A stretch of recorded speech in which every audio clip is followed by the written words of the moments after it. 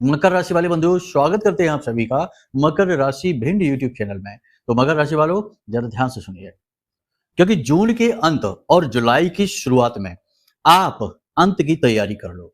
किस चीज की अंत की तैयारी करनी है, यहां पर हम आपको बता दें कि आपके जीवन में जो भी परेशानियां चल रही हैं, जो भी कष्ट चल रहे हैं, जिस चीज ने आपको रोक कर रखा हुआ है, आपके जीवन की बाधा है, अड़चन है, परेशानी है, उस परेशानी के अंत की तैयारी कर लो।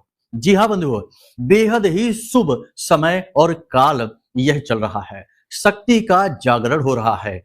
आप इस बात को अपने दिमाग में बैठा कर रखो कि इस समय आप जितना भी अनुष्ठानिक कर्म करेंगे, पूजा पाठ अनुष्ठान करेंगे, किसी भी देवी देवता की पूजा पाठ करेंगे, तो आपको उसका सैकड़ों गुना बढ़कर फल प्राप्त होगा, क्योंकि ये समय ही है सिद्धियों का, ये समय ही है जागरण का। इस समय और काल का सदुपयोग आपको करना ही होगा।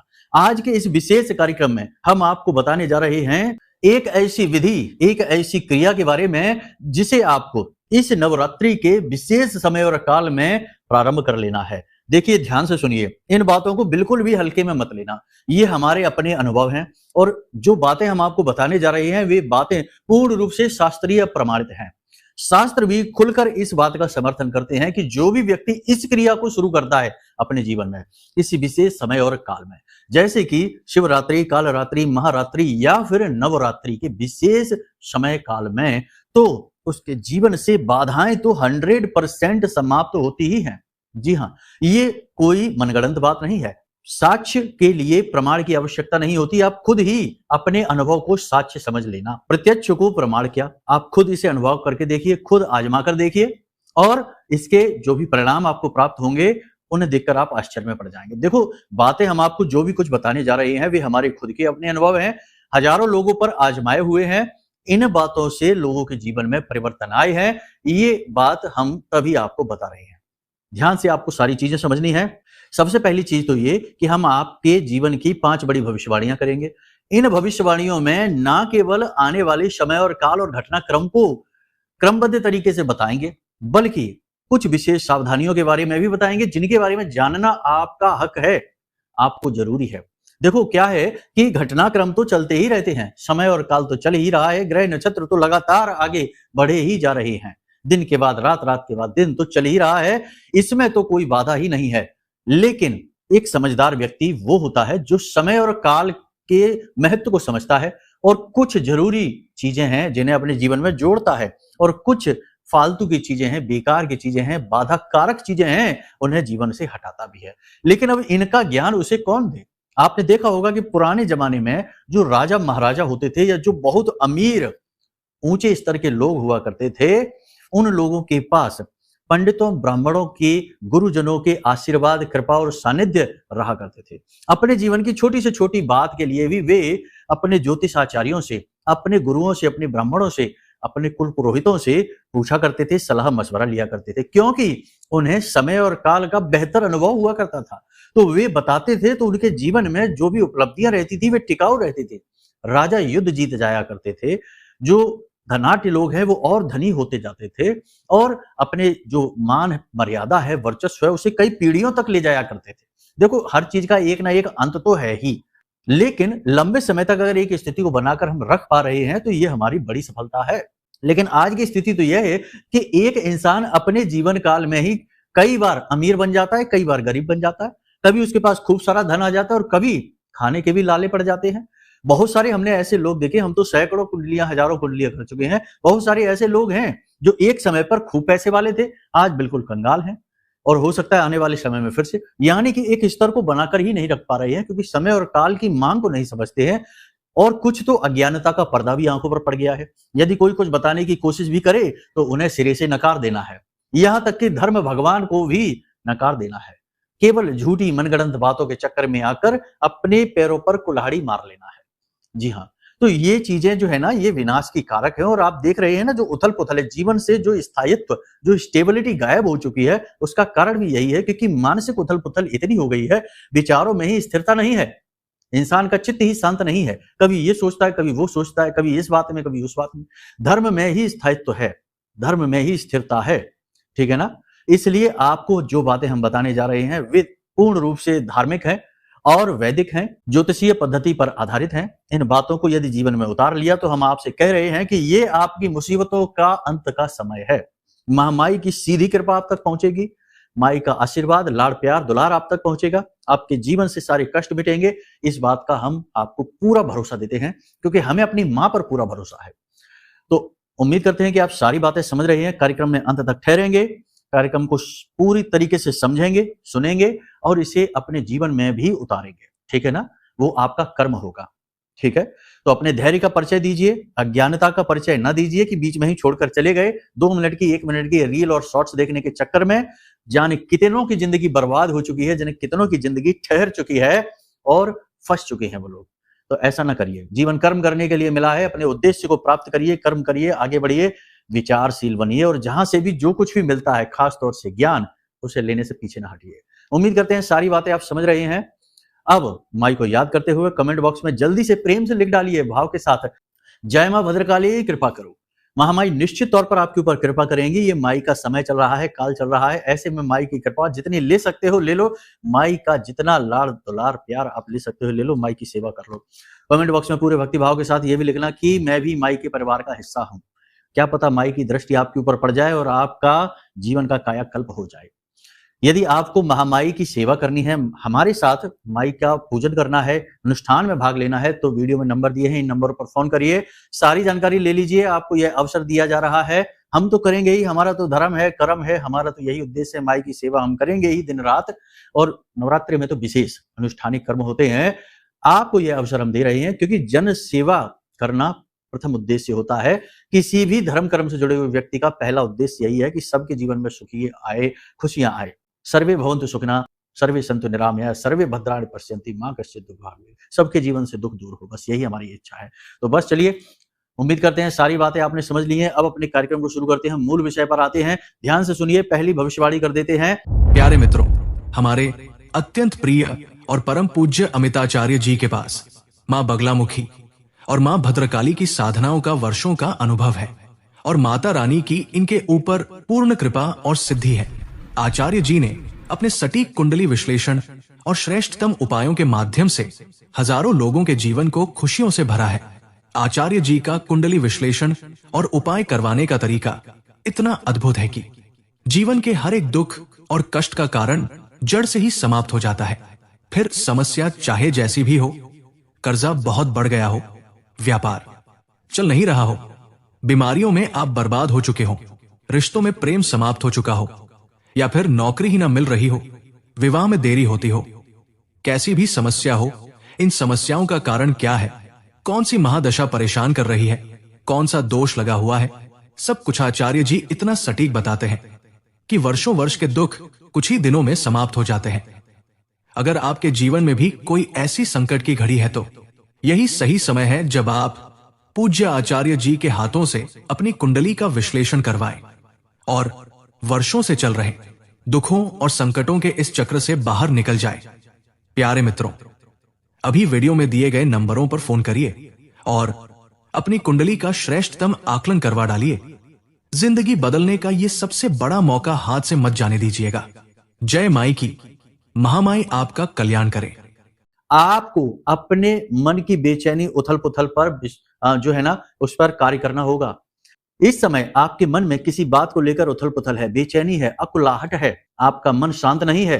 कोई एक ऐसी बात है जिसने आपको फंसा रखा है, उलझा रखा है, चित्त शांत नहीं है, काम की भी अधिकता है, शरीर भी आपका साथ नहीं दे रहा है, स्वास्थ्य भी आपका थोड़ा सा गिर रहा है। आपको इसका ध्यान देना है, अपने मन को शांत रखना है। योग, प्राणायाम, आध्यात्म से जुड़ जाइए, यह आपके लिए बेहद आवश्यक है। इस स्थिति में आपको, अगर आप और फंसे रहेंगे, यानी किम कर्तव्य विमूढ़म की स्थिति में, कंफ्यूजन की स्थिति में ज्यादा उलझे रहेंगे, समय बहुत खराब हो जाएगा, महत्वपूर्ण चीजें हाथ से निकल जाएंगी, आपको पता भी नहीं चलेगा। पहली चीज तो ये। दूसरा ये कि अपने शब्दों पर, अपने कार्यों पर, अपने जीवन शैली पर पूरा नियंत्रण ले लीजिए। कभी कभी आप बहुत ज्यादा आलस करने वाले हैं, यानी आलस करते ही है। कभी कभी ऐसा हो जाता है कि आप चीजों को टाल देते हैं, इसे प्रोकास्टिनेशन जैसे इंग्लिश में कहते हैं, थोड़ा थोड़ा हम भी इंग्लिश बोल देते हैं, तो माई की कृपा है। तो ये जो टालने की आदत है, ये कभी कभी आपके वो जरूरी काम को भी रोक देती है जिन्हें समय पर निपटाना बहुत जरूरी है। ये आप समझते हैं, तो ये आपको नहीं करना है। एक बहुत अच्छा अवसर आपके जीवन में आने वाला है, महत्वपूर्ण अवसर आपके जीवन में आने वाला है, आपको ग्रोथ मिलेगी, आपको सक्सेस मिलेगी, कामयाबी मिलेगी, लेकिन आप उस अवसर को अपने हाथों से मिस कर देंगे, ठीक है? कुछ ना कुछ आपके मन में ऐसा चलता रहेगा, कुछ ऐसे उधेड़-बुन विचारों की चलती रहेगी आपके मन में और आप इस उधेड़-बुन में, इस कन्फ्यूजन की स्थिति में अवसर को गँवा देंगे। यही तो हम आपसे कह रहे हैं कि आपके हाथों से वो फिसल जाएगा जो जाना नहीं चाहिए। महत्वपूर्ण अवसर है, ठीक है? तो उसे पहचानने का बल तभी आएगा जब मन शांत होगा, चित्त शांत होगा। ये आपके लिए एक सलाह है जो हम आपको दे रहे हैं। इसके लिए आपको करना क्या है? देखो सबसे अच्छी विधि हमारे ऋषि मुनियों ने बहुत कुछ हमें दिया है, हर समस्या का समाधान दिया है। आप हर समस्या का समाधान निकालने में सक्षम हैं। सब कुछ आपके पास है, ज्ञान आपके पास है, बुद्धि बल आपके पास है, ऊर्जा आपके पास है, समझदारी आपके पास है, लेकिन आप किसी भी चीज़ का प्रयोग नहीं कर सकते अगर आपका चित्त अशांत है, मन अशांत है। तो पहले मन को शांत करना है। मन को शांत करने की सबसे सरल विधि है कि मन की गति को धीमा कर दिया जाए। कैसे करेंगे आप मन की गति को धीमा? तो बस 10 मिनट का, 15 मिनट का बिल्कुल शांति से एक जगह बैठकर ध्यान की अवस्था में पहुंच जाना। शरीर के किसी भी अंग को हिलाएंगे नहीं और मन की गति को नियंत्रित करने की कोशिश करेंगे। मन में विचार आएंगे, उन्हें कैंसिल करते जाएंगे, विचार आएंगे, कैंसिल करते जाएंगे। अभी विचार आया कि दुकान पे जाना है, नहीं, अभी नहीं, जब जाएंगे तब देखेंगे, अभी ध्यान करते हैं। इस तरह ध्यान की अवस्था में बैठे रहेंगे। 2-4 दिन हो सकता है आपको अच्छा ना लगे, लेकिन 2-4 दिन के बाद, 5 दिन के बाद आपको खुद अच्छा लगना शुरू हो जाएगा, क्योंकि छोटे-छोटे अनुभव आपके मन में उत्पन्न होने लगेंगे ध्यान के। ऐसा कहा जाता है कि ध्यान करने वाला जो होता है ना, वो जो नशा कर रहा होता है, वैसा नशा इस संसार में कोई बना ही नहीं। जैसे भगवान भोलेनाथ को आपने देखा ना, सबसे बड़े से बड़े नशे उनको दिए जाते हैं, लेकिन उनके ऊपर कोई प्रभाव नहीं पड़ता इन चीज़ों का। भांग, धतूरा और कालकूट विष तक वो पी गए, लेकिन उनके ऊपर कोई ज़्यादा प्रभाव इन चीज़ों का पड़ा नहीं, क्योंकि वो ध्यान करते हैं। आपने उनको देखा होगा, फ़ोटो देखे उनकी, तो हमेशा वो ध्यान की मुद्रा में बैठे रहते हैं। ध्यान से बड़ा नशा कुछ भी नहीं है। अगर आपने इसका स्वाद ज़रा-सा भी चख लिया, तो आप हर वक़्त ध्यान के लिए लालायित रहेंगे और आप जब उस स्थिति को पहुँचेंगे कि जब आप थोड़ा-सा भी 2, 4, 5 मिनट भी ध्यान में स्थिर रह पाएँगे, तो आप इतने विवेकशील, इतने बुद्धिमान और इतने स्थिर चित्त वाले इंसान बन जाएँगे कि आपकी लोग जहाँ भी आप जाएँगे, वहाँ इज़्ज़त, मान, सम्मान हद से ज़्यादा करेंगे, क्योंकि आप सबके जीवन में प्रकाश लाने में सक्षम हो जाएँगे और आप अपने जीवन के हर फैसले में कामयाब होंगे, कभी गलत फैसला नहीं लेंगे। ये हम अपना अनुभव बता रहे हैं, आप इसे एक बार करके ज़रूर देखना। 2, 4, 5 दिन में रिज़ल्ट नहीं मिलेंगे, ठीक है ना? तो इसमें आपको धैर्य से काम लेना होगा, ठीक है? तीसरी भविष्यवाणी ये रहेगी कि आपके आस-पास कुछ ऐसे लोग हैं, आपके विरोधी हैं, जो आपको परेशान करने की कोशिश करेंगे, कुछ ऐसी बातें बोलेंगे, जो आपको चुभेंगी, अच्छी नहीं लगेंगी। इन बातों को सुनने के बाद, इन बातों को जानने के बाद आपका मन खराब हो जाएगा।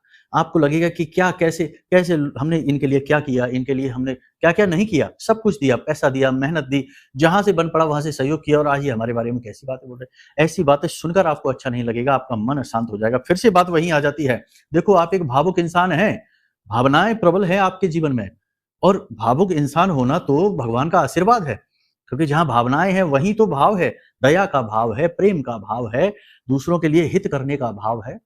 लेकिन इस कलयुग में, आज के इस कॉम्पिटिशन के युग में, आज के इस वासनाओं से भरे हुए युग में, ये सद्गुण भी दुर्गुण बन जाता है, इंसान के दुखों का कारक बन जाता है। क्योंकि आजकल लोग भावनाओं का प्रयोग करते हैं एक टूल की तरह, एक औजार की तरह, कि अपना काम कैसे निकलवाया जाए। भावुक बनाकर अपना काम निकलवा लिया और आप जैसे लोग सबसे सरल शिकार बन जाते हैं। तो थोड़ा-सा चालाक हो जाना है, सतर्क हो जाना है, कौन अपना है, कौन पराया है, इसका सही तरीके से आकलन करना बेहद आवश्यक है। ठीक है? काम की अधिकता बहुत रहने वाली है, आपको अपने स्वास्थ्य का विशेष ख्याल रखना होगा। लंबी यात्रा पर भी आप जा सकते हैं, कारोबार से, काम से जुड़ी हुई यात्रा हो सकती है, तो यहाँ पर भी आपको अपनी सेहत का ख्याल रखना होगा। सेहत में थोड़ा बहुत उतार-चढ़ाव देखने को मिलेंगे। 2-3 तरीके के नुकसान सेहत में होंगे। पहला, पेट में तकलीफ, ठीक है? पेट खराब हो जाएगा, छोटी-मोटी दिक्कत होगी, बहुत ज़्यादा बड़ी दिक्कत नहीं, ठीक है? शरीर के किसी विशेष भाग में लगातार दर्द हो जाएगा, या तो पहले से दर्द होता चला आ रहा है तो वह और बढ़ जाएगा, या फिर नया कोई दर्द शुरू हो जाएगा। तीसरा कि आपके शरीर का टेम्परेचर बढ़ जाएगा, बुखार, ताप आपको आने लगेगा, आपको ऐसा लगेगा जैसे अब आराम करने की ज़रूरत है, थकान आ गई है शरीर में, रिलैक्स होने की ज़रूरत है, ऐसा आपको लगेगा। तो देखो, काम के बीच में आराम का भी ख्याल रखना है, खान-पान का भी ख्याल रखना है, ये बेहद आवश्यक है, ठीक है? अब एक और खास बात यहाँ पर हम आपको बता दें कि किसी के भी व्यक्तिगत जीवन में किसी प्रकार से हस्तक्षेप ना करें। आप तो अच्छे के लिए ही करेंगे, किसी के व्यक्तिगत जीवन में हस्तक्षेप कैसे? क्योंकि आपका मन साफ है, आप किसी का अहित नहीं करना चाहते, ना ही आप किसी की खिल्ली उड़ाना चाहते हैं, ना ही किसी के लिए आप कुछ गलत सोच रहे हैं, आप तो उसका अच्छा ही करना चाहेंगे। लेकिन व्यक्तिगत जीवन में हस्तक्षेप करने के बदले में आपको लांछन मिलेगा, बुराई मिलेगी। हो सकता है कि आपसे तनाव झगड़ा की स्थिति उत्पन्न हो जाए, आपको ये चीज अच्छी नहीं लगेगी। करने तो चले थे अच्छा, लेकिन हो गया बुरा।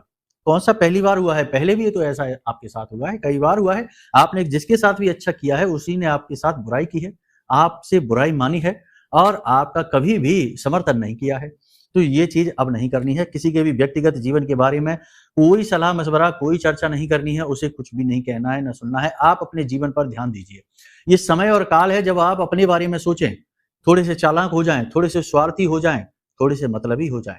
मतलबी का मतलब यहाँ पर ये नहीं है कि आप गलत कार्य करने लगें, लोगों का दुरुपयोग करने लगें, नहीं। ये वो भावनाएं हैं, ये वो इमोशन हैं जिन्हें आपको अपनी सुरक्षा, अपनी ढाल के रूप में प्रयोग करना है, ठीक है ना। किसी का अहित नहीं करना है, लेकिन खुद की रक्षा करना भी तो आना चाहिए। स्वयं की रक्षा करना भी तो धर्म है। अगर आप अपनी रक्षा नहीं कर पा रहे हैं, अपने स्वभाव की, अपने चित्त की, अपने परिवार की और अपने भविष्य की रक्षा नहीं कर पा रहे हैं, तो आप धर्म का काम नहीं कर रहे हैं। आप खुद अधार्मिक व्यक्ति हैं। हमारा धर्म यह कहता है कि खुद की रक्षा पहले करो, उसके बाद दुनिया संसार के बारे में विचार करो, ठीक है। यहां पर सब अपनी यात्रा में लगे हुए हैं, सबके अपने प्रारब्ध हैं, सबके अपने कर्म हैं और सबके अपने आने वाले समय और काल के निष्कर्ष हैं। सब अपनी अपनी यात्राओं में लगे हुए हैं। तो जितना बन पड़े उतना सहयोग करो, लेकिन जरूरत से ज्यादा सहयोग करने के चक्कर में अपनी कर्म की यात्रा खराब ना कर लो। इसलिए स्वार्थी बनो। स्वार्थी का मतलब है जो खुद का अर्थ जानता है, अपने इस संसार में होने का उद्देश्य जानता है, अपने जीवन के सार को थोड़ा बहुत ही समझता है। पूरा तो नहीं समझ रहे हैं, लेकिन थोड़ा थोड़ा ही समझें कि भाई हम इस संसार में क्यों हैं। वही तो स्वार्थी है। जिसने स्व का अर्थ जाना वही तो है स्वार्थी। तो ये भाव अपने मन में आपको रखना है। पूजा पाठ अनुष्ठान जरूर करना है। अब ध्यान से सुनिए, हम आपको बताने जा रहे हैं वही एक विधि। विधि बहुत ही सरल है, आपने पहले भी इसके बारे में सुना है, लेकिन अब इस समय पर इसकी बहुत अधिक आवश्यकता है, क्योंकि ये समय महामारी से जुड़ा हुआ समय है, माई से जुड़ा हुआ समय है। आपने यदि इस समय का सदुपयोग कर लिया तो आपके जीवन से कष्ट तो दूर होंगे ही, लाखों करोड़ों की धन दौलत भी आपको मिलेगी, धीरे धीरे ही सही। ऐसा नहीं हम कह रहे कि कल ही मिल जाएगी, ये नवरात्रि समाप्त होते ही करोड़पति नहीं, लेकिन धीरे धीरे वो नींव बनेगी जिस पर एक बड़ी इमारत तैयार हो जाएगी। आपके कर्म, आपकी मेहनत का आपको फल मिलना शुरू हो जाएगा, रुकावटें हट जाएंगी, तो क्यों नहीं कामयाबी मिलेगी। लाखों करोड़ों रुपए कमाना कोई बड़ी बात तो नहीं है, लोग कमा तो रहे हैं ना। कोई ऐसा तो है नहीं कि भाई आसमान से चांद तारे तोड़कर लाने जैसी बात है। कर तो रहे हैं ना लोग, जिनका समय साथ देता है, भाग्य साथ देता है, कर्म प्रबल होता है, क्रिया शक्ति प्रबल होती है, वो लोग कर ही रहे हैं ये काम, तो आप क्यों नहीं कर पाएंगे। तो ऐसा नहीं है, लेकिन फिर भी हम फिर से कहते हैं कि ऐसा नहीं चमत्कार होगा, आप खुद इसे करेंगे, बस शक्तियां सहायक हो जाएंगी। ये क्रिया है संकल्प की शक्ति और इसका प्रयोग। जी हाँ, संकल्प में इतनी शक्ति है कि मार्कंडेय ऋषि के लिए भगवान भोलेनाथ प्रकट हो सकते हैं, अल्पायु बालक को अमर बनाने के लिए भोलेनाथ प्रकट हो सकते हैं और यमराज को भी उसके प्राण ले जाने से रोक सकते हैं। संकल्प में इतनी शक्ति है कि प्रहलाद के लिए भगवान नरसिंह रूप में प्रकट हो सकते हैं। संकल्प में इतनी शक्ति है कि ध्रुव के लिए स्वयं नारायण प्रकट हो सकते हैं। तो संकल्प बड़ा ही शक्तिशाली है, बहुत ही प्रबल है। तो आपको क्या करना है, ध्यान से सुनिए। हम आपको अब जो बताने जा रहे हैं वो विधि बहुत ही शक्तिशाली है।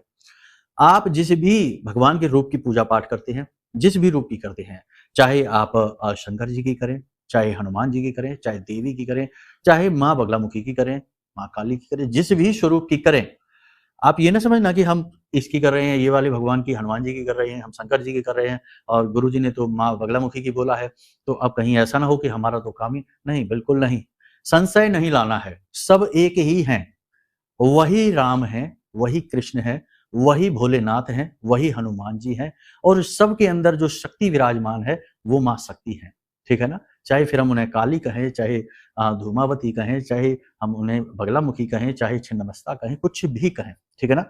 तो ये हमारी दृष्टि है जो अलग अलग चीजों को देखती है, लेकिन वो सब एक ही है। यहां तक सारी बातें आपको क्लियर हैं। अब समझिए आपको करना क्या है। ये नवरात्रि का जो समय है ना, इसमें आपको जागरण करना है। किसका जागरण करना है? शक्ति का जागरण करना है, अपने जीवन में, अपने शरीर में, अपने मन में। 3-4 बातों का ध्यान रखना। सबसे पहले कि इस नवरात्रि में जुआ, शराब, सट्टेबाजी, मांसाहार, बिना मतलब में झूठ बोलना और तामसिक भोजन से दूरी बना लो, ठीक है।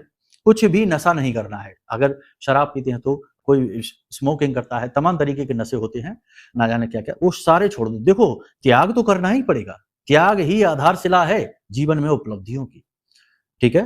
तो त्याग करना ही पड़ेगा। तो त्याग के लिए बल लेकर आइए।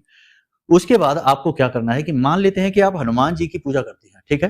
हनुमान जी की पूजा आप करते हैं, कोई बात नहीं, ध्यान से सुनिए। हनुमान जी के लिए विशेष अनुष्ठान का आयोजन कर लीजिए, ठीक है? आज जब आप इस कार्यक्रम को देख रहे हैं, सुन रहे हैं, आज से ही शुरू कर दीजिए, नहीं तो कल से कर दीजिए। नवरात्रि के जितने भी दिन हैं, वे सारे दिन हीरे मोतियों के समान हैं। आपको एक दिन भी अगर मिल जाता है तो उतने में ही उद्धार हो जाएगा, ठीक है? तो आपको क्या करना है, रात्रि के समय 9 बजे के बाद अपने घर में, पूजा घर में बैठना है, नहा धो के बैठना है। स्नान आदि करने के बाद हनुमान जी के लिए पूजा पाठ की सामग्री ले आइए। क्या लाना है आपको? देखो, प्रसाद लेकर आना है, पुष्प लेकर आना है, लाल रंग का पुष्प ले आना, ठीक है ना? पान का बीड़ा हनुमान जी को बहुत प्रिय है। गुड़ चने का भोग, वैसे तो प्रसाद आप लेकर आएंगे ही, लेकिन गुड़ चने का भोग जरूर, हनुमान जी को ये बहुत प्रिय है। एक जनेऊ लेकर आना है, ठीक है? अब आपने ये सारी सामग्री हनुमान जी के लिए लिया है, दीपक वगैरह जलाया, पूजा पाठ की आपने तैयारी शुरू करी। करना क्या है, ध्यान से सुनिए। हाथ में जल लेना है, 21 हनुमान चालीसा पाठ का संकल्प ले लो, ठीक है? कम से कम 21 का। अगर आपके जीवन में दुख बड़ा है और आप मेहनत कर सकते हैं, आप में बल है, तो हम आपको कहते हैं, लिख कर दे सकते हैं कि और मेहनत बताएंगे अभी, वो कर लेना। हनुमान जी स्वयं आपकी इच्छाएं पूरी करेंगे, बड़े से बड़ा दुख चुटकियों में दूर कर देंगे, ठीक है? तो जो सतबार पाठ कर कोई छूटे बंद महासुख होई, महासुख, ठीक है ना? तो सतबार पाठ, सत यानी 100, यानी प्रतिदिन 100 हनुमान चालीसा पाठ, यानी 108 का कर लेना। हमारे यहाँ 108 एक अच्छा नंबर है, ब्रह्मांडीय नंबर है, ईश्वरीय नंबर है, दिव्य है। 108 हनुमान चालीसा पाठ का प्रतिदिन का अनुभव, ठीक है? समय लगेगा, 4-5 घंटे लग जाएंगे। मेहनत कर लो। क्या आप मेहनत नहीं कर रहे हैं? वैसे भी तो आप बहुत मेहनत कर रहे हैं। जीवन में कितना स्ट्रगल, कितना संघर्ष, कितनी उठापटक, खींचतान आपने की है, इसमें भी कर लो, भगवान के नाम से कर लो, ठीक है ना?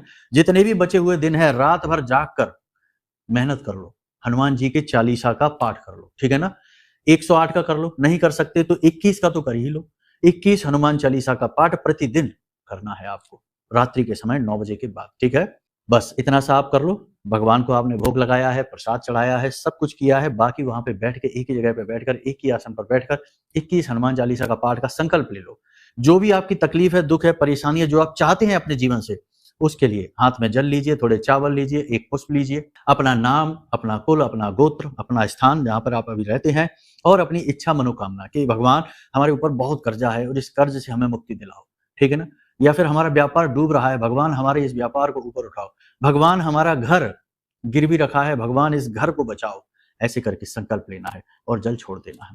पहले दिन ये संकल्प लेना है, उसके बाद आपको लगातार, फिर बाद में संकल्प नहीं लेना, लगातार प्रतिदिन निश्चित समय पर बैठकर 21 हनुमान चालीसा का पाठ, है ना? संकल्प में आप ये भी जरूर कहना कि हम पूरे नवरात्रे प्रतिदिन रात्रि के समय 21 हनुमान चालीसा पाठ का संकल्प लेते हैं। ये जरूर आपको कहना है, ठीक है ना? ध्यान से समझ लिया आपने? फिर से बता देते हैं। जल लिया, पुष्प लिया, चावल लिए और हाथ ऐसे किया हनुमान जी के सामने। हे बजरंगबली, हे हनुमान जी, हमारे जीवन में यह बहुत बड़ा कष्ट है, हमारा मकान गिरवी रखा है, ये मकान जाना नहीं चाहिए। इस मकान को बचाने हेतु नवरात्रि के पूरे समय और काल में प्रतिदिन 21 हनुमान चालीसा पाठ का हम संकल्प लेते हैं, आप हमारा साथ दीजिए। तो इस प्रकार जल को नीचे छोड़ दीजिए, ठीक है? ये संकल्प हो गया। अब पाठ शुरू कर दीजिए, लगातार पाठ शुरू करिए। उसके बाद जब आपका पाठ पूरा हो जाए तो जो दीपक आपने जला रखा है, बड़ा सा दीपक जलाना, उस दीपक में आप 2 लौंगे डाल देना। बस इतना सा आपको करना है। अब यही कार्य आप शंकर जी के लिए कर सकते हैं। उनका अनुष्ठान की विधि आपको यदि चाहिए तो हम आपको बता देंगे। व्हाट्सएप नंबर पर आप मैसेज कर देना, फोन कर देना। और यदि आपको समझ में नहीं आ रहा कि क्या करें, किसका करें, तो मां बगलामुखी का, इस कलयुग में सबसे जल्दी प्रसन्न होने वाली, सबसे तीव्र फल देने वाली, राजसिक सिद्धि, अपने बच्चों को सबसे ज्यादा प्रेम करने वाली मां बगलामुखी से बढ़कर कोई नहीं है। इतना देंगी, कहां कहां से देंगी आपको पता भी नहीं चलेगा। मतलब कि सोच समझ से बाहर हो जाएंगी चीजें। इतना सहयोग मां करती है अपने बालकों का, बच्चों का। तो मां बगलामुखी की पूरी साधना विधि यदि आपको चाहिए तो नंबर वीडियो में दिया है, इन नंबरों पर फोन कर लेना, व्हाट्सएप मैसेज कर लेना, हम आपको सारी विधि भेज देंगे। बिल्कुल मुफ्त रहेगी, उसके पैसे नहीं है, वो हमारी तरफ से आपको उपहार है नवरात्रि का, ठीक है? हम तो देखो माई के सेवक हैं, तो हम तो माई की ही चीजें आपको दे पाएंगे। बाकी किसी अन्य देवी देवता के बारे में है तो थोड़ा मार्गदर्शन आपको अवश्य दे देंगे, लेकिन माई की भी आप करें तो वो सर्वश्रेष्ठ है, ठीक है? माई के लिए भी आपको यही करना है कि प्रतिदिन 11 माला का जाप, इस मंत्र का। ये मंत्र हम आपको बताएंगे नहीं, आप जब हमसे मांगेंगे तो हम साधना विधि के साथ आपको भेज देंगे, पूरा एक वीडियो बनाकर भेज देंगे, उस वीडियो में सब बताया है हमने विस्तार से, ठीक है। तो 11 माला मंत्र जाप आप प्रतिदिन करिए, आपको लगभग 2-2.5 घंटे लगेंगे इसमें, 2 घंटे 2.5 घंटे लगेंगे। मेहनत तो लगती ही है, लेकिन दिव्य शक्तियां भी मजबूर हो जाती हैं फिर, है ना। भगवान श्री कृष्ण ने गीता में क्या कहा कि हे अर्जुन, मानव के अंदर इतना बल है, उसकी दृढ़ इच्छा शक्ति में इतना बल है कि वो अगर चाहे तो भगवान को भी मजबूर कर देता है अपने सामने प्रकट होने में, है ना। तभी तो 5 साल के ध्रुव ने भगवान को भी मजबूर कर दिया कि उन्हें आना ही पड़ा। तो आप समझिए, तो आपको बस ये करना है, यानी अनुष्ठान करना है, संकल्प की शक्ति का पूरा प्रयोग करना है। ये संकल्प की शक्ति आपके जीवन को पूरी तरह से बदल देगी, हम आपको विश्वास के साथ कहते हैं, ठीक है। अब इस विषय में आपको और अधिक जानना है, ज्ञान हासिल करना है, तो आप हमारे व्हाट्सएप नंबर वीडियो में हमने दिए हैं, इन पर फोन करके पूछ सकते हैं, मैसेज करके पूछ सकते हैं, कमेंट करके पूछ सकते हैं। यदि आप किसी विशेष शक्ति के बारे में जानना चाहते हैं, अनुष्ठान के बारे में जानना चाहते हैं, तो वो भी पूछ सकते हैं, हम आपको वो भी बता देंगे, मार्गदर्शन आपको दे देंगे। और ये मत सोचना कि अभी तो नवरात्रि के दिन निकल गए, 2 दिन निकल गए, 3 दिन निकल गए, अब क्या करें, 4 दिन निकल गए, क्योंकि हो सकता है आपको ये कार्यक्रम 2-4 दिन बाद मिले देखने को। एक दिन भी यदि आपको मिल जाता है तो वो भी आपका बहुत बड़ा भाग्य है, बहुत बड़ा नसीब है, बहुत बड़ी किस्मत है आपकी। देवी आपसे खुद जुड़ना चाहती हैं, ये मान लीजिए। और यदि आप नवरात्रि के बाद इस कार्यक्रम को देख रहे हैं तो फिर शायद इस नवरात्रि में देवी नहीं, लेकिन अगले नवरात्रि में शायद आपको अवसर दे दें। आप मन में कामना करना, ठीक है, कोई बात नहीं है। आपको हम जितना हो सके उतना सहयोग देने की कोशिश कर रहे हैं। आपको हम माई का चालीसा, कवच पाठ, आरती और माई के विग्रह की फोटो और पूरी विधि का वीडियो बनाकर दे देंगे। जो हमारी क्षमता है उतना हम आपके लिए कर रहे हैं, बाकी माई चाहेंगी तो और भी कुछ होगा। तो उम्मीद करते हैं सारी बातें आपने समझ ली हैं। सावधान रहिए, संभल कर रहिए, अपने परायों का सही भेद जानना सीखिए, अपने समय, ऊर्जा और अपनी भावनाओं का निवेश सोच समझ कर करिए। फिजूल खर्ची इन चीजों की अच्छी नहीं होती है। आप अच्छे इंसान हैं, आप निश्चित तौर पर तरक्की करेंगे, ये आपका हक है, और माई आपके जीवन में निश्चित तौर पर खुशियां लेकर आएंगी, ये हमारा विश्वास है, भरोसा है। बस आप माई से भाव के साथ जुड़ जाइए, ठीक है। तो चलिए बंधु, उम्मीद करते हैं आपने सारी बातें समझ ली हैं, जीवन में इनका प्रयोग जरूर करेंगे, आगे बढ़ेंगे। तो इसी के साथ साथ आज के इस कार्यक्रम को यही विराम देते हैं। हमेशा हंसते रहिए, मुस्कुराते रहिए, सकारात्मक रहिए, महामाई पर अपनी आस्था और विश्वास बनाकर जरूर रखिए, ठीक है। बिल्कुल भी शक नहीं, बिल्कुल भी किसी बात का वहम नहीं, ठीक है। चलिए बंधु, प्रेम से बोलिए जय माई की। हमारे प्रिय और परम पूज्य आचार्य जी ने अपनी साधनाओं के अनुभवों पर आधारित शक्तिशाली उपाय और क्रियाओं के माध्यम से हजारों लोगों के जीवन को पूरी तरह से बदला है। आचार्य जी के द्वारा बताया गया हर एक उपाय इतना सटीक और कारगर होता है कि जो भी इसे पूरे भाव के साथ कर लेता है, उसे साक्षात महामाई की कृपा और आशीर्वाद प्राप्त हो जाती है। इसलिए निसंकोच इन उपायों को पूरे भाव के साथ करिए, आपका कल्याण होगा। जय माई की।